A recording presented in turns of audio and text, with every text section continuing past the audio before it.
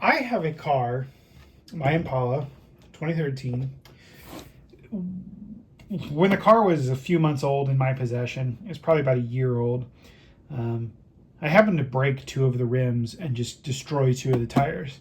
So I replaced those rims, and I don't know, they were OEM rims, and for some reason, every pair of tires I've had on them, they leak. And when it's cold like it is now, I have to go out and put air in those tires, sometimes every day if it's well below freezing. If it's right around freezing, I'm usually good for like 2 or 3 days before it's starting to get low enough that I need to put air back in.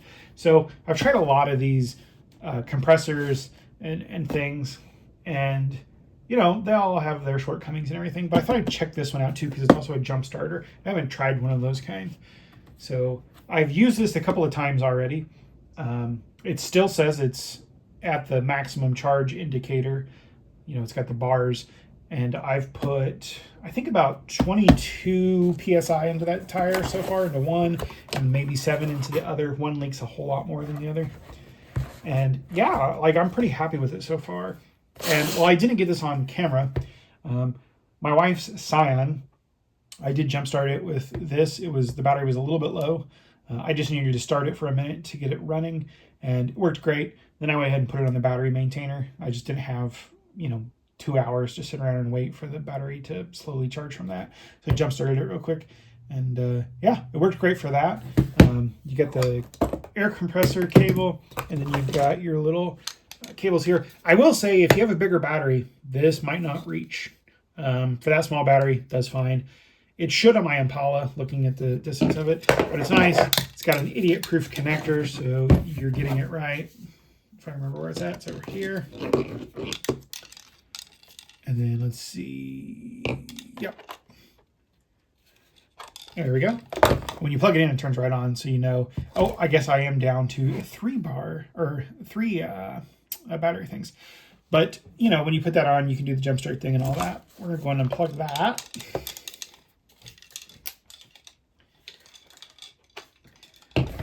And it does hold in there really well too, so you don't have to worry about it popping out. Now, it's got a flashlight, which, whatever. I guess if you're in the dark and you're trying to find your valve stem and you can't just feel for it. It does have like an SOS mode if you're stranded. And there, it's back off. Now, it forgets the settings when you turn it off. It goes right back to bar. I don't know about you, but I'm not using bar to do my tires. I'm using PSI, so we'll change it over to PSI. It also forgets what you set it at, so I need 37 for my tires, and then, yeah. And then it's pretty much you hook it up, put it on, press start, and it'll inflate the tires. I'll show you that a little bit later. I need to top off my tires because I haven't in 2 days, and I have to go somewhere today. So we'll get footage of that. But overall, like, this thing's nice. I don't know how well it's going to hold up, sitting outside in the car in the cold and the heat, etc. Obviously, lithium-ion batteries don't necessarily like that, but these things are intended for that. So, if you feel confident with it, like all these little compressors, the air does get hot, the hose does get hot because it's generating a lot of waste heat in here. Now, it does have vents and I think even a fan down here to help with that.